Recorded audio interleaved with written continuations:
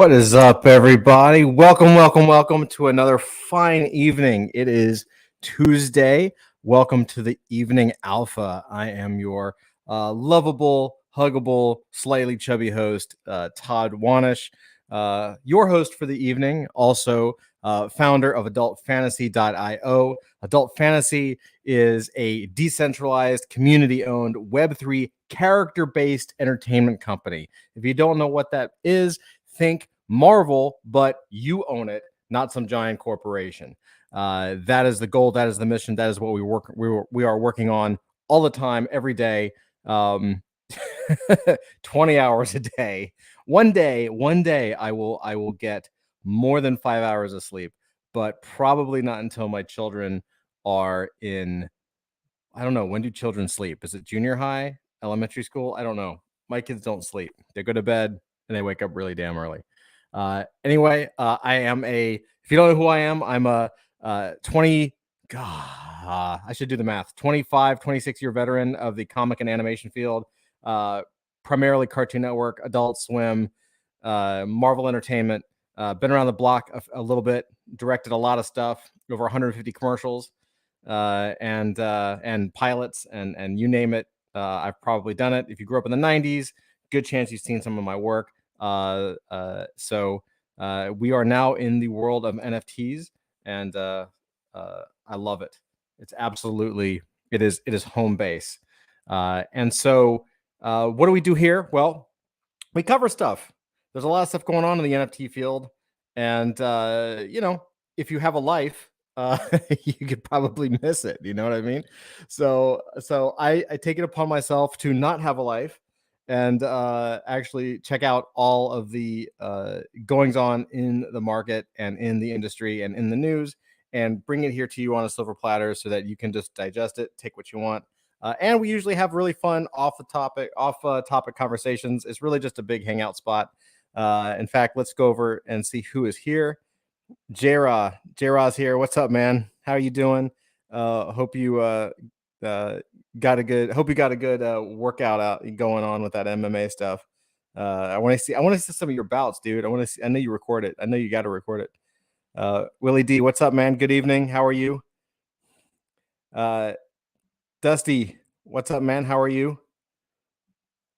J-Rock, Clever Era, #1 show. Sure. We're 25 subscribers strong. Oh, yeah. Big things start in small ways. 20 hours a day is not gonna make it. we need 25 hours a day. I know. I took my daughter, my oldest daughter. She's 4. She turns 5 in April, and she seems to be gifted in gymnastics. And I say seems to be because she's built like a gymnast at 4 years old. And the gymnastics place that we go to put her in the competitive track at 3 years old. They were like, yep, she's ready. She needs to be in a competitive track. 3-year-old in a competitive track, which is basically the track that they put people on for like eventually like Olympic stuff. Like, doesn't mean everyone that's in the track goes to the Olympics. It just means that they think they have potential to be a gifted gymnast. So we spend a lot of time at this gymnasium, considering that we have a 4-year-old, and yeah, it's it's an interesting thing. So like today, I pulled into the parking lot with her, and we get there a little early, and I pulled into the parking lot, and was just listening to the radio, put the car in park, and looked in the back seat, and she had fallen asleep, which is fine because we get there early. And next thing I know, I passed out. Cars in neutral, air conditions on. I'm listening to the radio, and I am like out cold. So I had a nice, I guess, like 30-minute nap in the car. But that is NFT life. That's the way it goes. Hey, Carrots, what's up? Evening fam, how you doing, sir? Good to see you. Misfit Corner scams. Where's the how to make $600 million video? Yeah, no, this video is about how to lose $600 million and not even notice. It's a really fascinating story, and I think we're going to learn more in the coming days. Misfit Corner scams. Go check out his channel if you like. If you like YouTube videos where the caller or the person getting called gets the I don't know how do you describe this. Basically, Misfit Corner gets all these scam calls like every day. Like he's been put on some kind of list. He's in Florida, and he gets put on these call lists. Uh, and he just messes with these scammers so hard. It's pretty funny. So check out his YouTube channel. Uh, oh man, I'm not pronouncing your username. I'm sorry. Kurgnreg. Hey, J-Raw, what's up, bro? There's a friend. Okay, J-Raw, you're gonna have to tell me how to pronounce that because that's just not fair. J-Raw says, "Can you plot a get rich quick scheme for us? I need a Lambo." Yeah, don't we all? No, sure. Yeah, we can work that out. We'll figure out a way. I don't know, man. Apparently, the quickest way to make money is to hack bridges of hack complete blockchains and siphon money. Although I wouldn't recommend it. Something tells me it's really temporary because I think it's against the law. I'm not sure. Something tells me that siphoning $600 million plus from a blockchain is probably not not legal. Dusty says you got to think small, J-Rod. We need a yacht. Don't Keurig. Oh, got it. Okay, Kier equals Rick. Keurig or Kier equals Rick. Oh, I see. Rick Keurig. Okay. Good sir. You see what I did there? Awesome.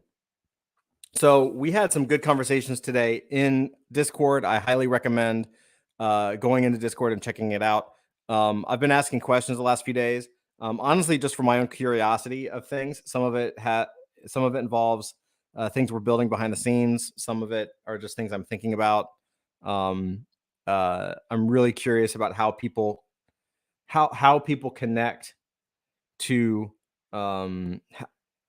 get NFTs, meaning like there's a lot of fear in connecting hot wallets or cold wallets, or there's a lot of scams out there. And I saw a model out there for whitelisting or for early minting that I thought was really interesting. It was a very interesting way to do it.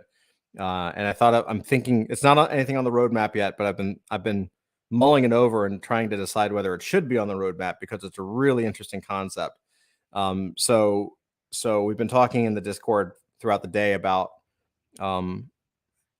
your feelings on hot wallets, cold wallets. Like for those that don't know, if you're new, a hot wallet is essentially the wallet you get if you connect your MetaMask. When you sign up to MetaMask, you get a wallet.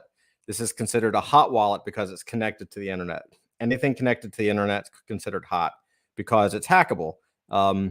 If you need a graphic without being graphic image without being graphic, imagine your hot wallet that you buy, sell, and trade from. Most people just have that one wallet and they just use it, but it's kind of like having sex without a condom, right? I know that's a little graphic, but it's very apropos. You're connecting to all of these different websites, all of these different services. Most are probably fine by founders and teams that are totally legit, but some of them are completely malicious. And if you connect to a malicious account, or if you're tricked into connecting to a malicious account, you get wiped out. Like they'll drain your account instantly because it's all code. Like they'll just like have a bot just drain everything, just transfer everything. So you have to be very, very careful. So in order to protect yourself against these types of things, they have cold storage wallets. A cold storage wallet is something like a ledger. I've got mine over here. So this is like a ledger right here, right? It's just a ledger. And what this does is it stores your seed phrase somewhere other than the internet. So it forces you to approve every single transaction, which is great in that it makes it, basically nothing can be taken out of my wallet off of my blockchain wallet without my approval. There's nothing on this. This doesn't have anything. This isn't like my NFTs are not stored on this device. I could run this over with a car, buy another one, put my seed phrase in, and it'd be fine. Right? It's just a off-site storage area for that passcode. So it's much more secure and much more safe. Yet there are still ways to trick people into signing a message or signing a transaction, and getting them into trouble. Lots of ways to get into trouble by signing this. In fact, most of the big scams, most of the big things you hear, I think J-Raw was mentioning. J-Raw was mentioning someone sold a Bored Ape, which is worth $300,000 maybe at the floor. They sold it for like $100 because they misread someone tricked them, and basically they misread the currency that it was in. They thought it was 115 ETH, and instead it was 115 DAI. Well, 115 ETH is like hundreds of thousands of dollars. 115 DAI, I believe DAI is just pegged to the dollar, so it was $115. There's a lot of scams out there. So anyway, that's a long way of saying that even this is not foolproof. Even a cold wallet is not foolproof. So we've been really having an interesting discussion in our Discord about how to take care of that. Like, what is it that we can do? What are the best things? And we have some incredibly intelligent people in our group. I learned a few things today. I'm always learning. Just interesting ways to think about security and the best ways to go about it, and all the pitfalls, because you're never going to be 100%. You can only do the best you can do. So I absolutely encourage you to hop over to the Discord and comment, because I want to know exactly how you think about, in your own situation, because we're all different, how you think about security. Are you just using a hot wallet? Are you using cold storage? Do you connect your cold storage to contracts, meaning like minting sites? What's your process? Because it really does help us on the development side make decisions on, like, what can we do to simplify the process, to make people feel comfortable with the process. Someone who's advanced has a completely different mindset in how to set up either multi cold wallet storage or multi accounts, versus someone who's newer, who may just have a hot wallet, or may have a hot wallet and just use a cold wallet. There is no right answer necessarily, although everyone should have at least one cold storage option if you're collecting. Yeah, I would really love to hear your thoughts on this. And yeah, I'm definitely interested, because it all has to do with things that we are coming up with. So let's talk about a couple things that are going on. Let's see what's happening inside of the world of NFTs in the space. So the big news today, there's a couple big things. The big news today was that a hacker stole $625 million from the blockchain behind the NFT game Axie Infinity, one of the largest decentralized finance hacks yet. So if you don't know anything about Axie Infinity, and I'm sure the article will talk about it, Axie Infinity is the number one game, DeFi game, I guess you could say, on oops, let me get that off here. On the on the blockchain. It's play to earn. A lot of people make money off of it. In fact, it's really completely changed the lives of thousands of people in the Philippines, because there are companies and teams and communities of people overseas that are using Axie Infinity to earn tokens every day, and those tokens convert into currency. And so for someone who lives in a country where the conversion rate, the USD conversion rate is lower than USD, which is most countries, it can be life-changing money. Like, there are thousands of people who are making more by playing Axie Infinity, and they're able to feed their families and go to college and pay their bills and raise a family. They're earning more than their parents did, right? Or do. all from playing this online game. So it's pretty cool to see. Um, but let's read this article because I find this fascinating, and I'm going to be learning a little bit alongside of you because I was looking at the news today, uh, and it's mind blowing. I'll see if they cover everything here. So roughly $625 million worth of cryptocurrency has been stolen from Ronin, the blockchain underlying popular crypto game Axie Infinity. Ronin and Axie Infinity operator Sky Mavis revealed the breach on Tuesday and froze transactions on the Ronin bridge, which allows depositing and withdrawing funds from the company's blockchain. Sky Mavis said it's working with law enforcement to recover 173,600 Ethereum. That's about $600 million. And so that's not enough, right? $600 million in Ethereum is not enough. And another 25.5 million USDC, which is 25.5 million USDC is pegged to the US dollar, who from the culprit who withdrew it from the network on March 23rd. So this is really interesting because one of the things that happened on people were talking about today on Twitter was that this happened 6 days ago. So they lost $600 million 6 days ago and nobody noticed. Like they didn't notice. They noticed when somebody else tried to withdraw like a large amount, and they realized that the network did not have it. I also noticed that there were people, and I don't know if the article is going to mention this, but there were a few people who noticed because of the spike and the, I don't know. They basically were able to read the chart and say, wait, something is wrong here. And so they shorted it and they all got liquidated because they recognized that there was something wrong. And they said, well, it's just a matter of time until the network realizes that it's wrong, and then I'm going to make a fortune.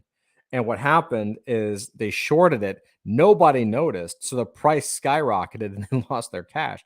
So they just got completely wiped out. So it's really interesting. I'm very curious how you don't notice that there was $600 million missing. The attack focused on the bridge to Sky Mavis's Ronin blockchain, intermediary between Axie Infinity and other cryptocurrency blockchains like Ethereum. Users could deposit Ethereum or USDC to Ronin, then purchase non-fungible token items or in-game currency, or they could sell their in-game assets and withdraw the money. According to Sky Mavis, an attacker used hacked private security keys to compromise the network nodes that validate transfers to and from the Ronin blockchain. That let the attacker quietly withdraw large quantities of Ethereum and USDC. How do you quietly withdraw $600 million? Like there wasn't like an alert, right? There wasn't some basic message notification like, hey, somebody's withdrawn $10 million. Somebody's withdrawn $100 million. Like that seems like a huge mistake by Sky Mavis. Like that's not a normal thing to not catch.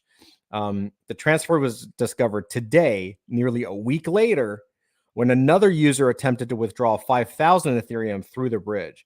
So can you imagine trying to withdraw, like you've done your work and you've earned money or you've put money in and you're trying to withdraw 5,000 Ethereum, which by itself is a tremendous amount of money. And you can't because it's not there. Like there's nothing that you can't get paid. Absolutely bananas. Sky Mavis says that the Axie Infinity, Axie NFT tokens players must buy to access Axie Infinity haven't been compromised, nor have the SLP and Axis in-game cryptocurrencies used in battling and breeding the Pokemon-like cartoon axolotls. Disclosure. Okay, I'm going to skip the disclosure. That doesn't matter. I think the disclosure is a journalist thing. But the freezing withdrawals and deposits effectively locks out many new players, and the hack leaves the fate of other user funds on the Ronin blockchain in question. Sky Mavis says it's, quote, working with law enforcement officials, forensic cryptographers, and our investors to make sure there is no loss of user funds, calling that its, quote, top priority. Yeah, no shit, it's your top priority. You lost $600 million. Like, you lost more than Bored Ape Yacht Club raised and earned. Like, that's bananas. And I bet let me tell you, behind the scenes, like this is going to lead to mass firings. Like I would not be surprised if the CEO is no longer the CEO after this. Because when you're saying, hey, we're going to go to our investors to make sure there's no loss of user funds, you're going to your investors to ask for $600 million. Hey, can we get a loan? Can you guys give us a loan for $600 million so that we can just cover this badass mistake that we made? Like, now look, I have no doubt that this person or people, they're going to get caught. We've already seen multiple times that these hackers are super smart and that they get the money, but you have to exit. You have to exit somehow. And I don't think you can exit fast, because if you were to push out $600 million to a bank account, that's going to be a pretty obvious red flag. And if you do it slow, like a couple grand here or $1 million here, $1 million there, that's going to take you, I mean, at $600 million, if you were exiting or converting to your local currency $1 million a day, it's still going to take you 2 years to get that money. So I think these people are going to get busted. I think they really they did more than they should have. Not that I'm telling people how to break the law, but like, I mean, $600 million, I'm just saying, if they didn't notice $600 million after like 5 or 6 days, like a week later, you probably could have gotten away with like $1 million or $2 million. Like they probably still would have busted your ass, but you could have like been long gone by then. Just saying, that's not financial advice. I'm not saying break the law. I'm just saying $600 million, you're kind of a moron, because that's like one of the biggest heists in the history of the world. You know what I mean? That's massive. So let's see. It says validator nodes are a feature of proof of stake blockchains like Ronin, which are less energy intensive than proof of work systems like Bitcoin and Ethereum.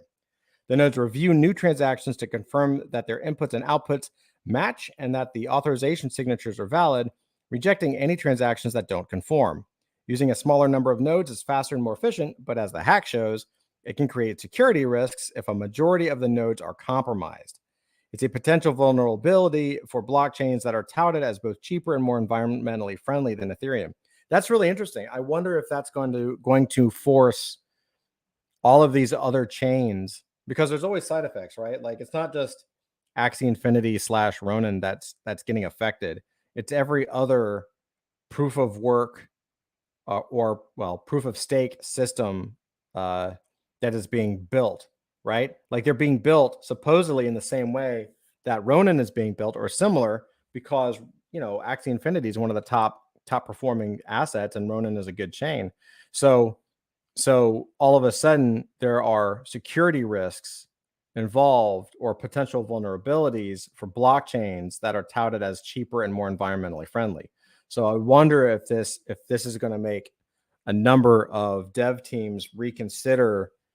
There might need to be, at least temporarily, a balance between, carbon neutral footprints and security, right? Like this is it's a very interesting problem that they have just discovered that I think the industry is going to have to resolve. They're going to have to really look at. According to Sky Mavis, the Ronin attack was possible partly because of a shortcut. Partly because of a shortcut the company had taken to relieve, quote, an immense user load on its network in November of last year, months after the game exploded in popularity in the Philippines and other countries where players relied on it as a full-time job. That's what I was telling you guys about. The system was discontinued in December, but the permissions that allowed it were never revoked. They should have used revoke hash. I'm just kidding. They never revoked the permissions. In addition to compromising 4 of Sky Mavis's own nodes, the attacker exploited them to gain access to one managed by the community-owned Axie DAO. Oh, interesting. They got into the DAO. After compromising 5 of the 9 validator nodes, the attacker could effectively override any transaction security and withdraw whatever funds they liked. Sky Mavis says it will increase the required number of nodes to 8 for transactions, and it will reopen the Ronin bridge at a later date once it's certain no more funds can be drained. For now, the Ronin breach appears to be the largest hack to date of decentralized finance, networks, DeFi networks, coming on the heels of a $322 million theft from the bridge protocol wormhole last month. As we've witnessed, Ronin is not immune to exploitation, and this attack has reinforced the importance of prioritizing security, remaining vigilant, and mitigating all the threats. The company said in its announcement, "We know trust needs to be earned and are using every resource at our disposal to deploy the most sophisticated security measures and processes to prevent future attacks." Yeah, it's fascinating because I'm curious what you guys think. Like, would you trust? So it's interesting because Axie has been around. It's a top tier game. You've got entire countries using it as a full time job, where players, lots of players are using it as a full time job. So it's trusted and it has worked. With that said, um, does that change does this hack change your perspective on like what this could mean? Meaning, if you have a trusted service and a trusted game, let's say a DeFi game, on a chain that's been completely hacked and just drained, like, does your trust in that system waver? Meaning, when they relaunch Ronin, how many people are going to be like, yeah, I don't know, man? Like, because what they're not saying in this piece and what they've done, I think their PR people have done a pretty good job of covering up, or at least, they're talking about $600 million in the abstract. They're saying, oh, well, there's been $600 million drained from the chain plus another 25 million USDC.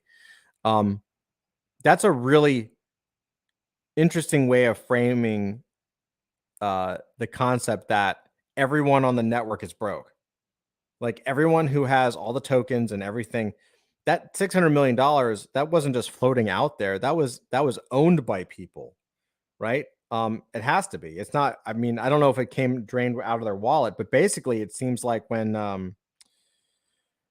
what was it? This user attempted to withdraw 5,000 Ethereum through the bridge, meaning they probably had the correct amount of SLP and Axie's tokens or something, and they said, "Great, hey, if I can convert my Axies into Ethereum or something, and I can pull that out," and they couldn't do it because the money wasn't there. So this is an entire network of thousands of people that are effectively broke or can't. Axie can't cover the bet. Sky Mavis cannot cover the bets. Sky Mavis cannot cover the exits of all these people. So if there was like a run to cash out, I don't think you could, because there's no money, or I don't know how much money was on the chain, but $600 million is quite a bit of it, which is why they have to go to their investors to make sure there is no loss of user funds, right? That's why, because $600 million is the user funds. So it's very interesting how I haven't really seen anybody attack Axie as like, where the hell's my money, right? Maybe it's goodwill, maybe it's luck, or maybe it's just good PR.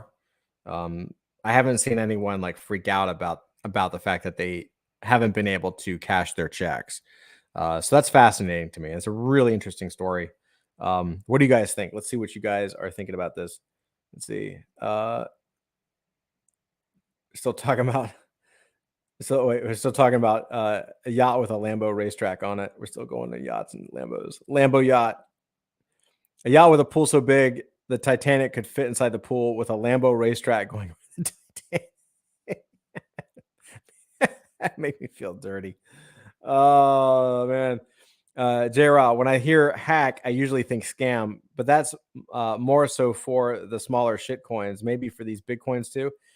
Yeah, I mean, it's not necessarily a scam. I mean, like a hack is a hack, meaning like if you can sit down and you can like hack the keys like this guy did, like he just looked at the system and found an exploit because they never revoke the permissions, right? Like they said in here, I don't know where it is. Where is it? It was, according to Sky Mavis, so they did a shortcut because they had immense user load last November. The system was discontinued in December, meaning they created a system to offset the user load. And then when the user load was settled, they discontinued the system, but they didn't revoke the permissions. So there was this like dormant permission setting that a hacker was able to go in and said, whoa, here's a room that nobody's in and nobody's looking at me. And they were basically able to completely compromise one by one every single system. Complete I don't want to say laziness, but that seems like such an overlooked thing. Um, that's crazy. That's absolutely crazy.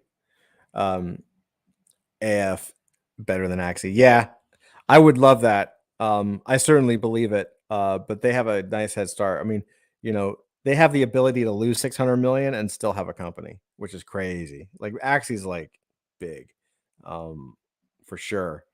It's good for the competitor project I'm in, competitor taxis. That's right. That's right. Yeah. And every major project should get drained so we can take over. That's right. Yeah, it's hilarious. Yeah, man. So this is great. So this is the first story, but not the last. I have one more. Let's see. So I've got one more story for you. So as you guys may or may not know, my background isn't just in comics and animation, it's also in fine art. I've been blessed to have a really um, focused yet generalized experience, right? Like I really tried when I was learning how to do business and I was learning how to do marketing. I really wanted to succeed in art, and I realized pretty quick that I didn't know what the fuck I was doing in business, right? Meaning, like, I felt confident. I felt confident in my skill set, and I was getting recognized in the skill set. I was for the animation stuff. I was winning awards, and all that stuff was wonderful. Um, but when it came to business in my 20s, anyway, like I didn't really like. I don't want to say I had like a uh, build it and they will come kind of attitude, but I didn't know what to do other than focus on my craft. So I focused on my craft. And the marketing and the business side kind of was like this black box. And I was like, in my 20s, I was very anti-businessman. Like I thought all business people wore suits and had suitcases and talked like this. Hello, sir, madam, as the case may be. Let me, like, I really had a cartoon version of like vision of what a business person was. Um, and so that was one of the reasons why I started to do these um, little little missions. Like I consider them. I don't know what you call them, like not espionage. What do you call it? Like insurgencies, right? I considered myself an insurgent because I already had a business and I was already doing animation and I already had clients at that point. This was like in my 20s and 30s.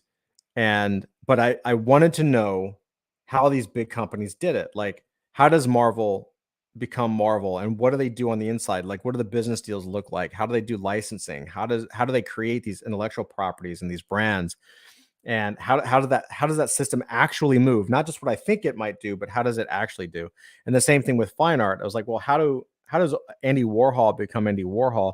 It's not just hype. Like there's a system there. Like those guys were really good at business.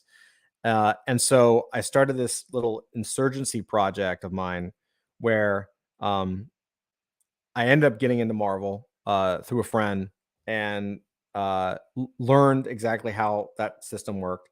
And then I also got into the studio of this guy named Jeff Koons. And Jeff, I became an apprentice of his. It was a very hard thing, actually, because I got the call to become an apprentice for Jeff Koons, who, if you can look him up, he's the most successful American artist since Andy Warhol. Major in the history books, like major player.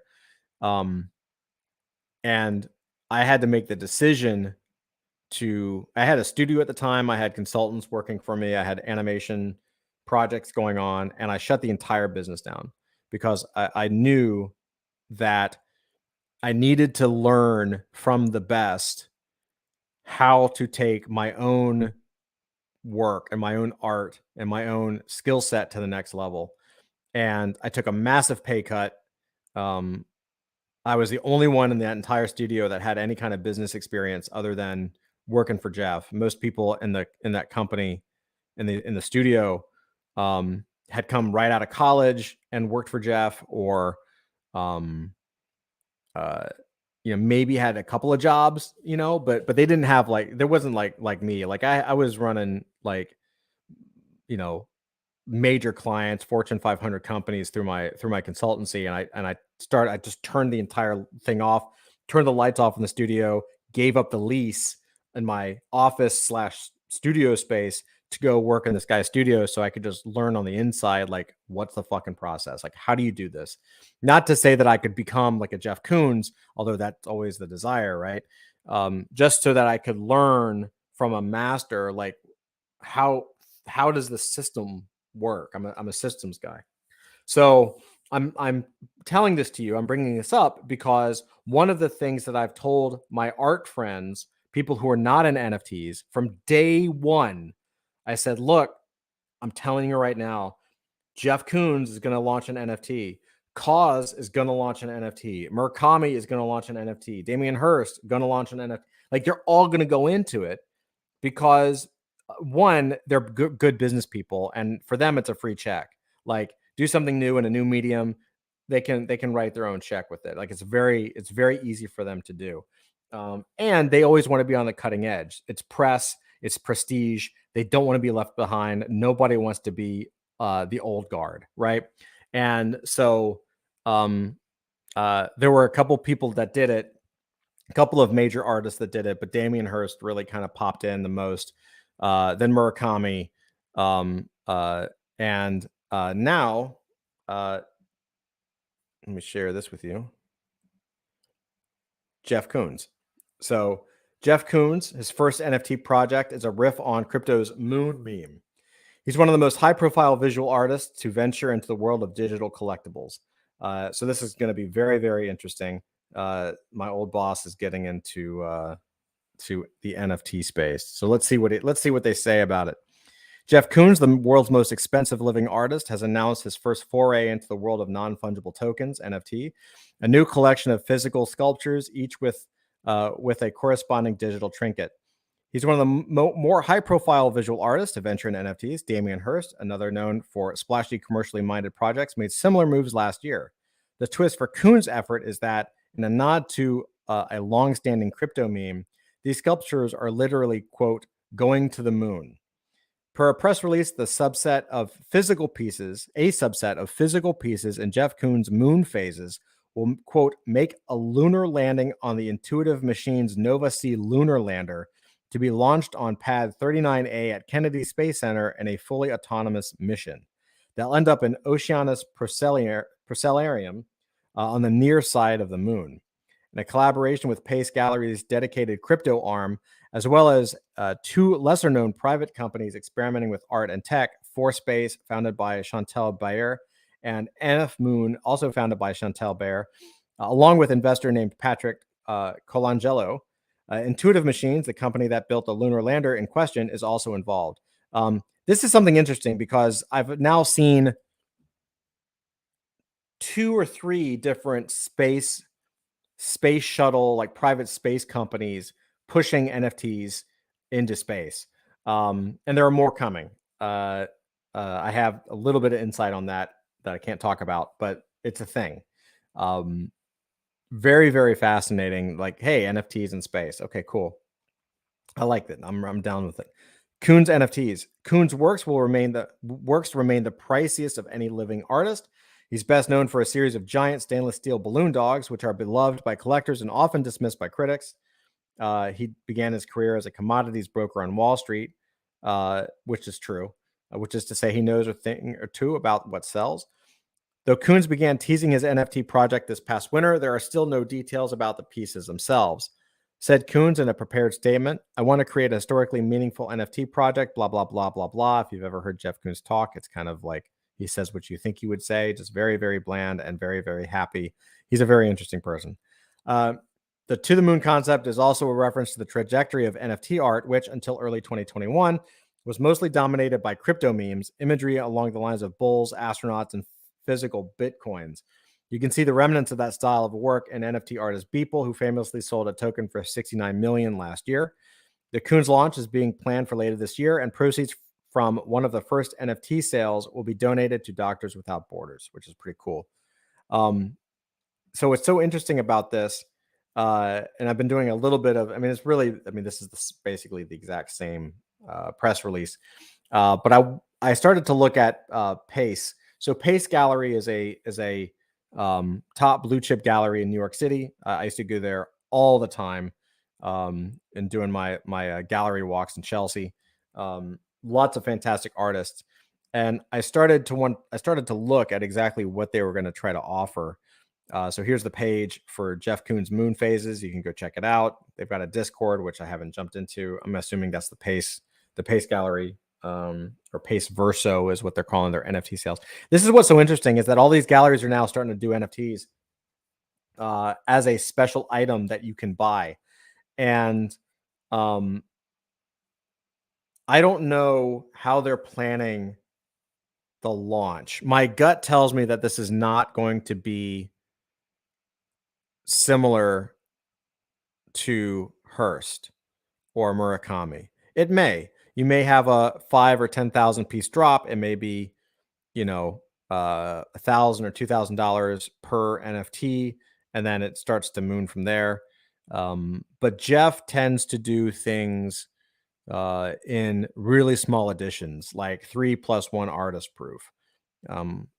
He's been talking in plural, so at least we know it's more than one. I hope it's a full collection, because I'd love to get my hands on one. But if you go over to Pace Verso, the actual site, which you'll notice, they have some current and upcoming projects. Here's Jeff Koons. This just links you to this Moon Phases website that we just looked at. Right, it just takes you here. If you want to hear Jeff talk, you can click that play button. Again, he's kind of known for talking. The way he speaks is exactly the way you would expect someone to speak about their art if it was completely bland. I just want other people to be happy and to look inside themselves and to see love and cherish, blah, blah, blah. I can tell you behind the scenes, it's a different story. The dude is amazing at business. Like he is a master marketer. He is a master businessman. I learned a tremendous amount from him, 100%. Like nothing but respect and love for Jeff Koons, the business side. Anyway, I was looking at the Pace Gallery, Pace Verso. You can see that Leo Villarreal, who's another top tier artist, did 1,024 works, unique digital works for art blocks. I haven't looked at this. I might actually peek into this. I think there is value in finding, combining recognized artists who have a price history, an established price history, when combined with top tier NFT platforms like Art Blocks or Pace. You can't deny history. You can't deny price history. What really got me interested, though, is Urs Fischer. So for those that don't know, I don't know if I can fully explain Urs Fischer in a couple of minutes. He's sort of the next generation Jeff Koons. His work sells for millions upon millions of dollars. And where Jeff, he's like the opposite side of the coin. So where Jeff, as you can tell by the balloon dog sitting behind him, spends like does everything he can, and the people that make the work, the goal is to make it 100% perfect. And when I mean perfect, I mean flawless perfect, like not a blemish on these things. I'll give you an extreme example. These balloon dogs with the mirror coating, with any of the painted sculptures that he does. If there was one, so if you've ever, so basically this is auto paint. It's really high end auto paint, McLaren, Ferrari. It's the same type of paint that you would find on a car, and we would paint these things, right? And he would come in, and if one of the guys had painted it and it would have dried and had baked, and it had been, the color was locked in, and there was a clear coat, and I mean, like a car. Um, if there was one hair anywhere on the sculpture, like embedded in the paint, one hair, we're talking like a tiny little piece of lint, the entire thing had to be sanded down and started over. And to do this, we're talking months and months of prep. Like, you don't just go in and like paint this thing. Like, 6 to 8 months, right? So you could work on, you had people work on this thing for like 6 to 8 months, and then one hair got into the spray booth, and then he would come in and find it, or it would be reported because you had to report it, and he would be like, nope, strip it, start over. So you're like a year of work, like unbelievable. I could tell you stories. There was one piece where the guy who was working on it worked on one piece for several years, and it drove him to suicide. Like, he drove him to near suicide, attempted suicide, because it was just so labor intensive and so fucking tedious, that these pieces are damn near impossible. So with that said, Urs Fischer is kind of the opposite, where he's doing the same thing. These pieces, his sculptures are still incredibly difficult to produce, but they're much more common objects, right? So he's kind of like I don't want to say the poor man's Jeff Koons, because the pieces still sell for like millions and millions and millions of dollars. But you can see he's taking, like, this is not a big shiny object. It's a shoe, and like, I don't even know what that other thing is. So he's taking common objects and kind of combining them. And the reason I started to look at this is because I wanted to get an idea of what the price could be for Jeff Koons. And you can see these are just like, you're looking at this and you're probably like, what the fuck is this? Like, this looks like shit. But you got to know the artist. It's straight up in his system. Like, this is exactly he does sculptures that are like 10 stories tall that look like this, right? Like massive, massive sculptures. I have some friends that used to put these together and paint them. So the reason I was looking at this is that I was like, okay, I want to kind of do some detective work just to see what's going on with these. So I went over to OpenSea, and I looked. It's making my computer run slow. Oh, looks like my computer's running a little slow, guys. You guys hear me okay?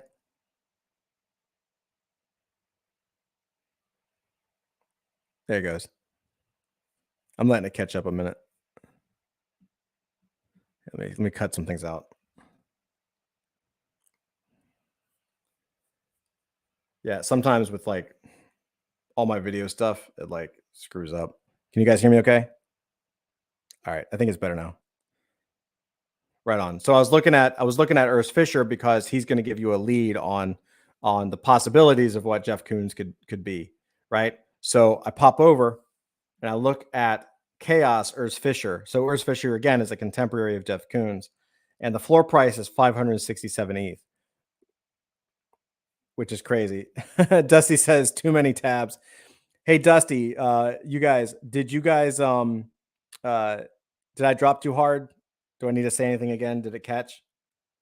Let me know. Let me know if it was like super choppy, or if I missed anything, so that I can cover it, because I don't know when it started being choppy. But anyway, so Urs Fischer, contemporary of Jeff Koons, 567 ETH floor price, which is $1.9 million. So his floor price is $1.9 million, which is about right for what his work is worth. I mean, that's what his stuff is valued at. Now this is a little strange though. Awesome, you guys say that I'm good. Thank you guys. Here's what got me interested in it, and this is why I think this is what's interesting, and this has a point. In that I think you're going to find that the future of fine art NFTs are going to be very, very controlled by these galleries, right? So you're starting to see there's these like separate tiers of art collectibles and how these things are going to be managed. Because I see 567 ETH and I'm like, holy crap. But then I notice that it's the only one. If I click buy now, that's the only one for sale. Everything else is is on hold. And then I see this one, chaos number 24, which looks darn familiar because it's also right here. Let's see. It's this guy right here, chaos number 24. So I believe that this whole collection has actually been set up by Pace Gallery, and they own all of these pieces because I can inquire. If I click on this and learn more, I can inquire, meaning that I can, if I click this, I can give them my name and email and say, yes, I would be interested in purchasing this piece. How much is it? And they would tell me, oh, it's 1 point whatever million dollars. So it's a setup, right? Not saying it's bad. I'm just saying it's a setup. This 567 ETH price has either been, well, let's look. Let's see who owns it. So the Alchemist. Okay, so somebody does own this piece, but the other ones I believe are owned or are still in the possession of Pace Gallery. Yeah, it's this animation stuff, dude. I don't know why it's like running my system. Let's see. Let me get back here. So I'll show you exactly what I mean. So I'm going to go one more time. I'll dip into chaos. And I'm going to go to this one, F736, F732, whatever. So I believe this is Pace Gallery. And you'll notice they have some Tom Sachs work because I believe Tom Sachs is a Pace Gallery artist. They have a Maker's Place piece, a chaos piece, Tom Sachs, chaos. So here are all of the pieces that they had available. What the hell?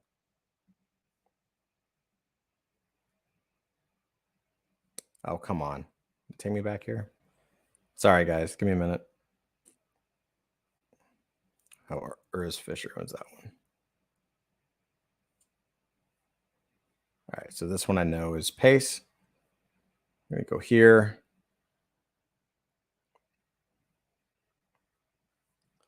So these are all Pace artists, right? But you notice there's no prices on them, right? So I think this is the beginning of the next tier of fine art, right? Lucian Smith, they have some Andy Warhol pieces. And these are legit Andy Warhol pieces. And these are legit Lucian Smith pieces and Tom Sachs. So you notice though that there's no prices on them because they want you to contact the gallery, right? So I think looping back to Jeff Koons, I think what you're going to see, and if it's going through Pace, they're probably going to, this is not, my guess would be that it's not like the Damien Hirst Henny drop. It's not going to be like the Murakami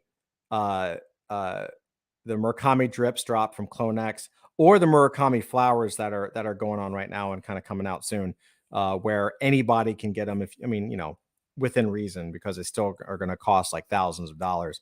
I think the Jeff Koons pieces are going to be worth millions, or at least they will probably start to sell for hundreds of thousands of dollars, because he definitely likes the title of world's most expensive living artist. He's not going to give that up.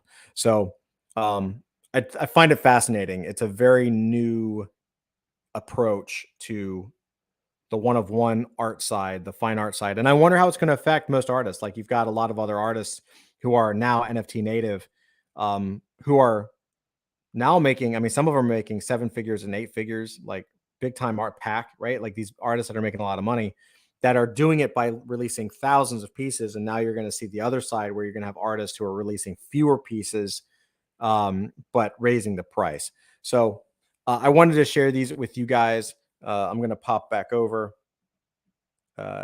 Apologies for the choppiness. Sometimes animation stuff, I'm running like a lot of video, and it's a lot of it is, I think, the HD camera combined with the video. Sometimes it gets a little choppy and slow. So I apologize if it was a little slow. Let's see what we got going on here. J. Ross says, like me, I have no clue what I'm doing with trying to put this project together. I'm confident that I'm more dumb than I thought. That's everybody, man. It's not you, bro. like every single person who tries to put together a project thinks the same thing. They even have a term for it, which is called imposter syndrome, right? You should look it up. It's a very common thing. It ain't you, dude. It's called learning. You know what I mean? Jumping into the fire and putting yourself out there and attracting people and making sales, like that's some next level shit. And if you unlock it, if you even have a moderate success, and I have an exercise I can maybe show you later in Discord, but if you unlock it, you're never going to have to work again, or you won't have to work hard, right? It's not about necessarily even being rich. It's about understanding that you have the power to generate as much capital as you want when you want, based on the amount of energy you put into it. Does that make sense? Running and owning a business and launching a business and launching a product and being an entrepreneur is the most independent, self-sovereign, freeing thing you could possibly do. Because if you know how to do it, even on a most basic scale, you can go anywhere in the world and do it, right? Dusty, hint, we're sending Heenus to the moon. Dude, that would be so funny. That would be awesome. Puts new meaning to when moon. Yeah, I think that's the whole point, right? Like, I think Willie D, I think they're trying to, I think Jeff, someone told him that there's a thing like when moon, and he was like, oh, that, combination of going to the moon and putting it on there. It's a marketing ploy. Dusty, too many tabs. Yeah, 100%. Anyway, that's what I got for you guys tonight. A couple of good stories. You got one side, you've got someone losing $600 million. And on the other side, you've got the world's most expensive artist, probably about to make $600 million. So this space is crazy. It's changing super quick. Every day, there are new things and new adventures, and I love every minute of it. It's exciting. It's exciting, and I'm glad you guys are along for the ride with me on this. So with that said, thank you guys so much for joining me. If you haven't yet, if you're brand new to our universe, pop over to adultfantasy.io. You'll find links to everything more about our project. You'll find links to the Discord. Do me the favor and like and subscribe and hit that notification bell if you haven't already. Leave a comment. Let me know what you think. Let me know other things you would like to see. And love you too, man. Love you, adult family. Absolutely. Love you guys too. You guys are awesome. Thank you, Willie D. Thank you, J Raw. Thank you, Dusty. Thank you, Carrots. Thank you, Keg, for joining us. Anyway, man, guys, I love you all. I will see you on Discord. Let's continue the conversation, and I will see you again tomorrow night. Take it easy. Don't do anything I wouldn't do. I'm probably going to have a shot of whiskey and then call it a night. All right, guys, take care. Love you. Bye.